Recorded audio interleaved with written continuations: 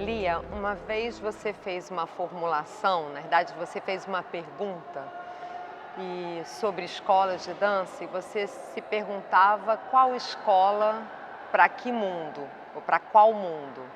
Queria que você falasse um pouquinho sobre o que seria uma escola de dança para o mundo de hoje. Olha, eu acho que eu fiz essa formulação num momento que a gente já estava com a nossa escola de dança aqui caminhando e em contato com outras escolas de dança de fora do país, eu percebi que tinha uma diferença grande. Primeiro que acho que é preciso contextualizar essa escola. Ela é uma escola aqui na Maré, na favela da Maré, uma escola de profissionalização de jovens, mas não só isso, né? Não só profissionaliza jovens para dança, mas tem a ideia de formar artista cidadão, que eles se sensibilizem para as questões da arte, para as questões da dança. Não só isso, que eles entendam aonde eles estão, o que eles desejam desse lugar, para onde eles vão, como eles podem interferir nessa realidade. Então é um projeto assim amplo de formação de cidadania, junto com a formação de artista. Eu vou fazer perguntas que são provocações, tá?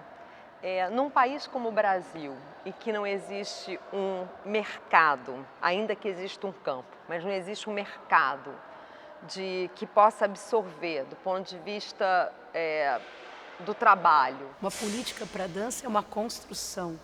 Eu acho que tudo isso tá junto. Então, eu não acho uma contradição à medida que a gente olha para os alunos que passaram pela escola e a porcentagem dos alunos que foram encaminhados para a dança e que acharam seus caminhos, que são muito diversos, ela é bastante alta, eu considero isso. Mas eu acho que em qualquer campo, não só das artes, esse lugar não existe garantido. Por isso que é tão importante que nessa escola a gente trabalhe politicamente com eles, que eles têm que ser envolvidos na construção desse lugar para a dança no Brasil, que é o que nós, você e eu, estamos fazendo, sei lá, eu há 50 anos, você há quase isso. Qual é o investimento que se espera deles, dos jovens, em termos de tempo, de engajamento? O que você acha que é importante que eles entendam ao entrar numa escola como essa, numa experiência como essa, que é preciso que eles façam? Olha, em primeiro lugar, eles entenderem que uma escola como essa, que oferece professores muito incríveis, que se dedicam a eles de graça, mas não é só de graça, eles recebem uma bolsa para estarem aqui 3 horas por dia, 5 dias por semana. Então é um lugar de muito privilégio, em termos quando a gente fala de escola, porque é uma escola que eles não pagam e recebem, além de receber todas as aulas, eles têm aula, eles têm momentos com uma psicóloga, que é muito importante, para eles se entenderem como grupo, para eles conversarem. A escola trata de gênero, de raça. Acho que é uma escola interseccionalizada, né, que pode falar dessas questões se misturando. Né? Então, eu acho que é mais isso que eu acho que é importante que eles entendam, que é uma escola que também está sendo construída por eles. É claro que tem a questão da falta, a questão do comprometimento de estar aqui todas as vezes, mas isso é uma conquista também. A gente talvez pudesse falar um pouco trazer um pouco o contexto e a história, né? Você transferiu suas atividades para a Maré entre 2004 e 2005, né? Já vão muitos anos, e num determinado momento o desejo dessa escola surge. Talvez fosse interessante voltar ali atrás e pensar um pouco por que a escola aparece como uma necessidade em paralelo ao trabalho da companhia, ao mesmo tempo atravessando o trabalho da companhia. Bom, eu tenho uma coisa assim, eu sempre desejei ter uma escola de dança para eu mesma frequentar e nunca consegui entrar nessa escola.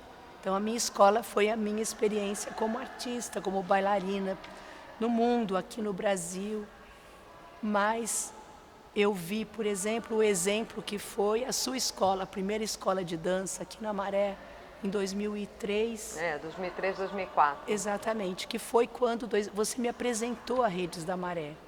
E eu vi aquilo e falei, nossa, essa escola é incrível, esse projeto é incrível, eu quero fazer parte dele, mas não sei como fazer, porque eu nunca me considerei, apesar de ter estudado dança fiz escola de bailado, que tem toda uma formação, fiz várias formações, nunca consegui me considerar uma professora de dança. Mas eu tinha interesse pela pedagogia, como é que a gente talvez cria artista, que isso eu faço na minha companhia, porque as pessoas, os artistas que chegam, ou eles estão muitas vezes em início de carreira, chegam na companhia, ou eles vêm de outras formações, e eu vejo que no tempo que eles passam, eles desabrocham demais, muitos vão fazer seus próprios trabalhos, eu acho que... E aí eu comecei a entender que o meu trabalho na companhia era um trabalho de formação de jovens artistas. Isso eu comecei a entender. E deu vontade, vendo o projeto da escola, da primeira escola, que a gente pudesse misturar essas duas experiências. A experiência, por um lado, de o que eu considero a formação de artista, com uma pedagogia própria para essa escola. Talvez a gente pudesse falar um pouco da escola agora, um pouco como ela funciona, né? Essa escola que a gente chama, e você trouxe essa ideia de uma escola livre, né? Você já falou que do ponto de vista do tempo de permanência, é um tempo do desejo, da necessidade de cada um. Então tem jovens que ficam muito tempo, né? No núcleo 2, mas talvez você pudesse falar um pouco o que é o núcleo 1, o que é o núcleo 2, que a gente pudesse apresentar um pouco essa escola que abriu suas portas em 2010. Né? Então, a ideia, nós duas conversando, foi que a escola deveria ter um núcleo 1, que era um núcleo voltado para a população da Maré, mas não só, mas ele é realmente voltado com aulas de vários tipos, como balé, hip hop, dança contemporânea, yoga, consciência corporal, muitas dança de salão. E para oferecer para os moradores dessa área que não tem essa possibilidade de ter aulas gratuitas. Então, nós formamos uma grade de aulas para esses moradores. Paralelo a isso, nós pensamos em ter esse grupo de formação continuada, que atualmente são 23 jovens, entre 17, porque o mais novo fez anos a semana passada, entre 17 e 23 anos, 25 anos, que seguem uma formação continuada, como eu falei, 3 horas por dia, 5 dias por semana e ganham uma bolsa. Essa é a escola, é sediada aqui no Centro de Artes da Maré. Em alguns momentos, existe uma aproximação maior da escola, desses jovens, sobretudo do núcleo 2, né, com o trabalho da companhia.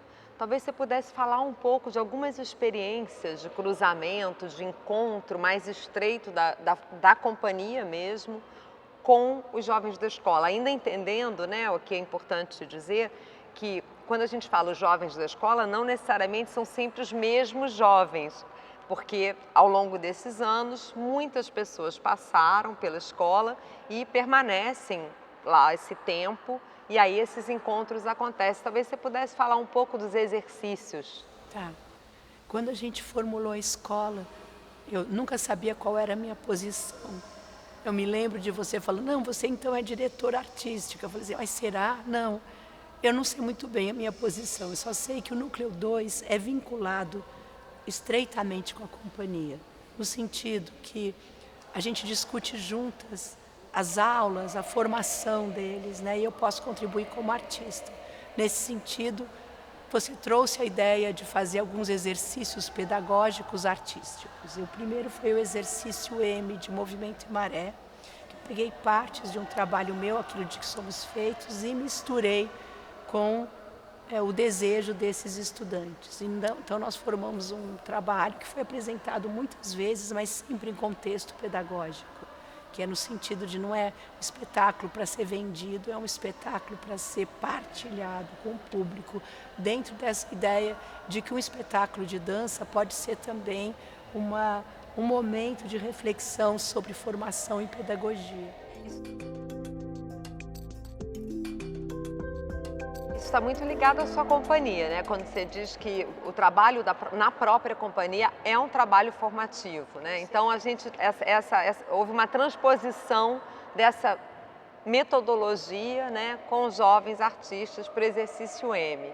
E aí depois houve um outro exercício. Exercício P de Pororoca e Piracema, onde a gente usou estruturas de criação que nós usamos para duas peças minhas, Pororoca e Piracema, para criar, a partir dessa estrutura, um outro exercício e partilhar com o público.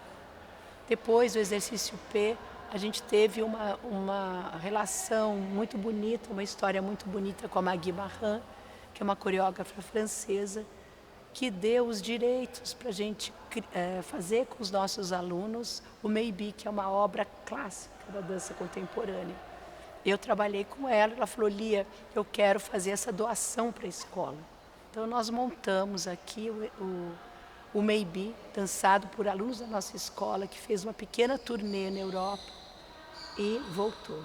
Fora isso, agora o próximo é o exercício. Vamos ver, nós vamos fazer. Podemos falar um pouco do desejo, de esperançar, do exercício, de esperançar e experimentar. Né? Então, esperançar, que eu achei tão lindo isso, né, Silvia, que você trouxe na letra E, que é essa ideia do Paulo Freire, que esperança é uma coisa que a gente espera, fica parado. E ele propõe um verbo em movimento, que é o esperançar. Como é que a gente trabalha com a nossa esperança em movimento, isso é, criando, fazendo coisas concretas. Apostando. Então, apostando. Achei isso muito bonito. E de experiência, que é claro, é sempre uma experiência. Eu ainda não sei muito bem, porque não foi feito ainda. Talvez a gente use algumas estruturas para o Encantado e para o Fúria, que são minhas duas últimas peças, mas a gente vai trabalhar juntos, que é sempre assim que eu trabalho. Então, esses são os exercícios que a gente faz, exercícios de criação com viés pedagógico. Será que você podia falar, então, um pouquinho mais do aspecto formativo da companhia? Quer dizer, o que é ser hoje um bailarino da companhia do ponto de vista de formação? Um jovem bailarino, às vezes com pouca experiência anterior, porque isso acontece na companhia, que entra na companhia. Que tipo de compromisso ele tem? O que isso forma como artista também? Olha, tem uma coisa assim de experiência, de idade, né? Agora é muito engraçado, porque cada vez mais os bailarinos são mais jovens, claro, porque eu fico mais velha. Então agora eu tenho quase 67 anos. E outro dia eu percebi que eu tenho a idade da bisavó de um dos nossos alunos, né? Mas nem avó. Então, quando esses artistas chegam, eles estão nesse lugar, você entende? Mesmo que eles falam, tenho muita experiência, tem uma experiência muito importante, que é o tempo. Você pode ter feito um monte de trabalhos de criação, ter ido para lá e para cá, mas no tempo essa experiência modifica muito. Né? Então, eu procuro não dizer isso, eu procuro partilhar que a minha experiência tem algo a ser aproveitado por eles. Né? Então, eles chegam aqui com diferentes formações, vêm de diferentes lugares, e eu abro as portas para eles me ajudarem a me formular de novo, porque eu estou sempre aberta a me formular, e a eles se formularem, aprenderem aqui. Eu sempre falo que aqui, quando eles entram, é importante entender que a companhia não é só fazer um trabalho de dança. A companhia tem uma ideia, uma ética de como fazer dança no Brasil. Ela está ligada, intimamente ligada a esse lugar, a Redes da Maré, a escola. Então, quando eles trabalham na companhia, não é só trabalhar, fazer o trabalho, ganhar o seu dinheiro. Esse dinheiro, ele multiplica aqui dentro. Então, às vezes, esse entendimento não vem tão rápido de quem é de fora, porque às vezes demora para entender o que é tecer essa política. Diferente de ser um artista sem nenhuma crítica, não vai crítica, mas é do meu desejo de ser uma artista que trabalha assim nesse território e que a partir desse território tem, esses últimos 20 anos, procurado atravessar as criações com a pedagogia, com a formação e com esse lugar que é a Maré.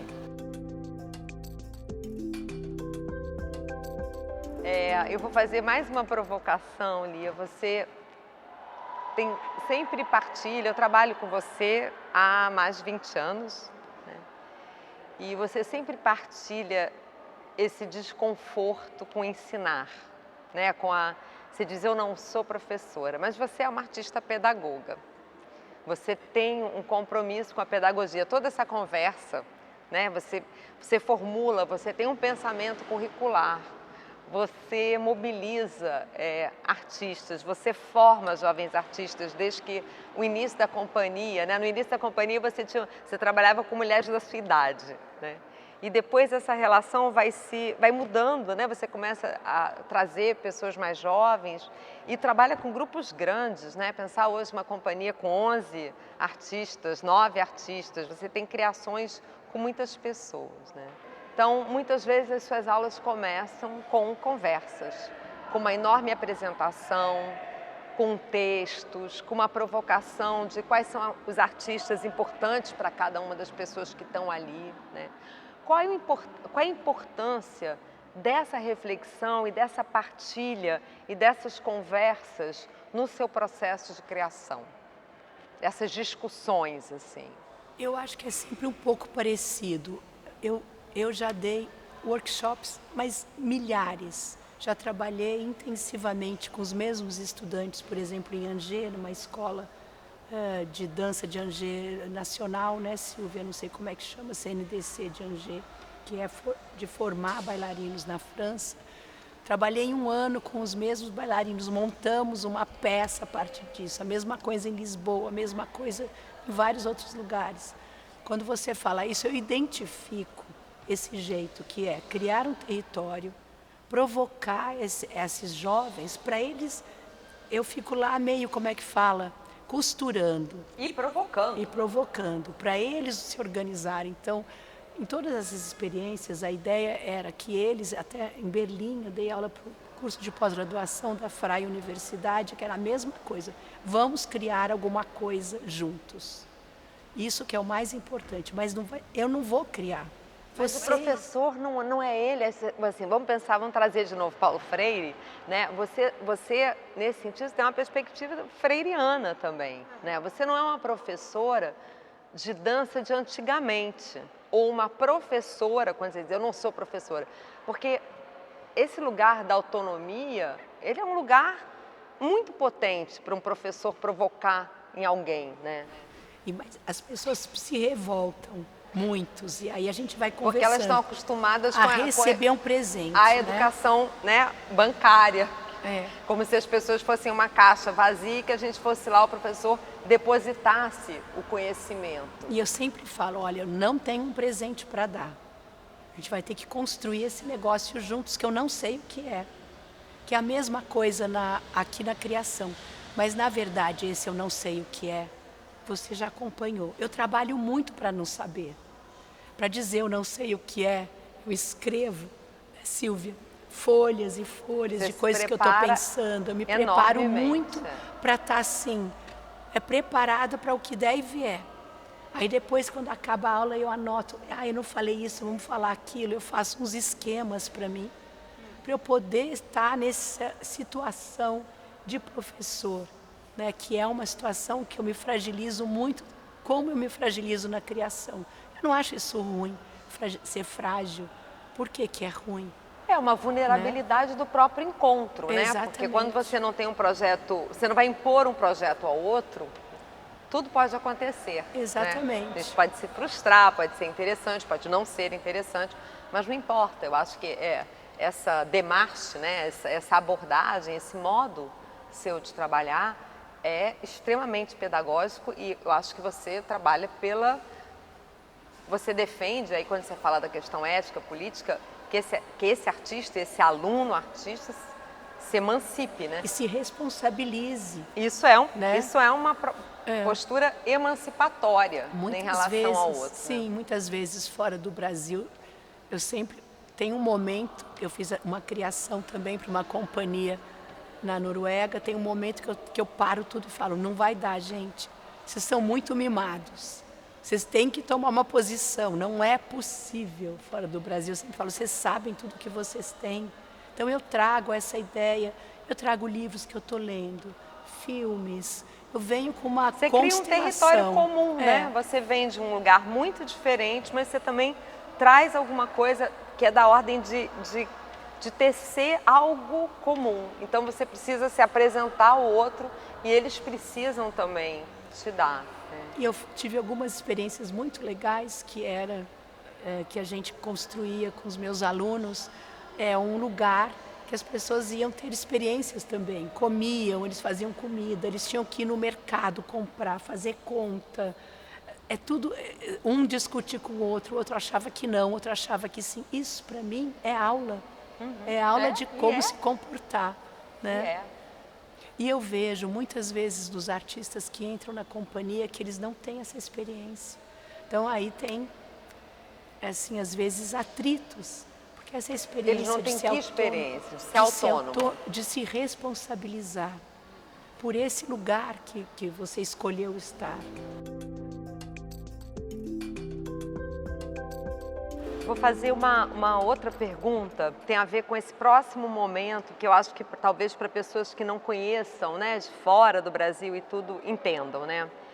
A Maré, ela é um espaço popular, é um conjunto de 16 favelas na cidade do Rio de Janeiro, entendida como periferia, ainda que ela esteja no caminho para o aeroporto internacional, do lado da via, de uma das vias mais importantes de acesso à cidade de São Paulo, que é a capital mais próxima do Rio, né, que está 500 quase quilômetros mais próxima do Rio.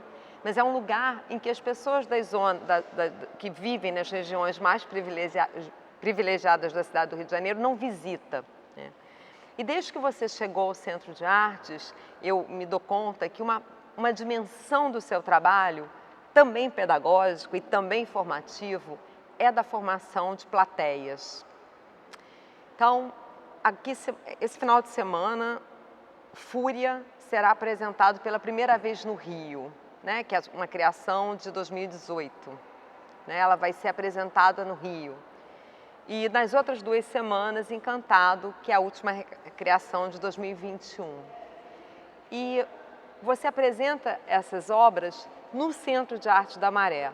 Você apresenta obras que tiveram a sua estreia no Teatro Nacional de Chaillot, na Europa, que circularam na Maré. Que operação é essa? Ou qual é o interesse de fazer esse público se deslocar e vir à Maré para poder ter acesso às obras? Olha, desde o início da minha relação com a Redes, eu percebi que eu teria que falar esse nome Maré e Redes da Maré em todo lugar. Você acompanhou, a gente fez vários trabalhos na França e a gente tinha que ser muito didático, explicando até hoje. Mas desde que eu me encontrei com a Redes, eu tento, o que eu posso fazer? Eu posso levar esse nome, essa relação para fora, né? Esse lugar para fora. Por que para fora? Lá fora está o dinheiro. Eu acho triste. E o reconhecimento? Reconhecimento. Eu acho triste, por exemplo, eu apresento sempre aqui. Eu não tenho tido nenhum apoio, nem de secretaria municipal, nem de estadual, para essa temporada que eu acho muito importante para a cidade do Rio de Janeiro. Como você falou, essas 2 obras circularam no mundo inteiro. E aqui a gente não tem nenhum apoio. A gente está fazendo isso com parceria da Redes e com muito desejo nosso de fazer. Mas eu acredito nisso, sabe, Silvia?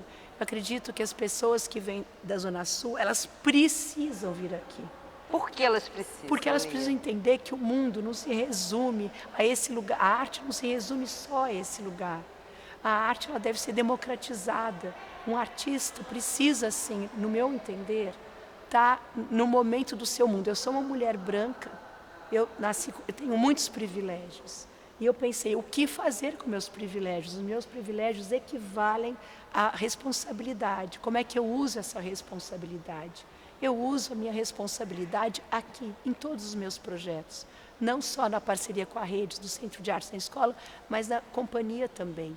Então eu acho que para as pessoas que fazem arte, ali na Zona Sul, que é um lugar protegido, elas têm que entender que aqui também existe esse lugar, que aqui também existem artistas da Maré, que têm seus trabalhos, seus jeitos de pensar o mundo, que são tão importantes de serem vistos, escutados, né, e partilhados. Então, eu uso a minha companhia para fazer essa mistura dos artistas da Maré, dos artistas da companhia, com o público da Maré. Porque não são artistas da Zona Sul. Exatamente. É um público. Então eu vejo, e essa coisa do tempo, não tem tempo para a gente, não vai acabar esse tempo de aprender, não vai acabar o tempo de criar, não vai acabar o tempo de construir uma escola e um centro de artes. Esse tempo não acaba, é a vida.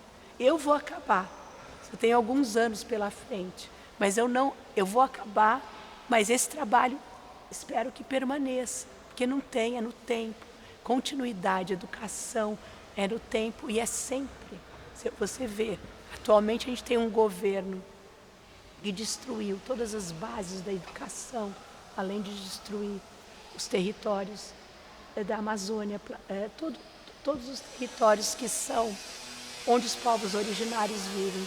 Genocida, um presidente genocida que estimula a violência, que está levando esse país a uma situação insustentável de fome, de as universidades sem nenhum investimento.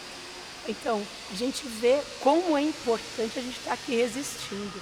Eu já falei, eu não vou embora daqui. Eu posso ir embora, um monte de possibilidades de trabalho, mas não, é aqui que tem que ficar. Porque quando ele se for, que ele vai, né, Lula lá, quando ele se for, a gente vai ter que arregaçar as mangas, porque tem muito a ser construído. Tem muito trabalho pela frente. Muito trabalho.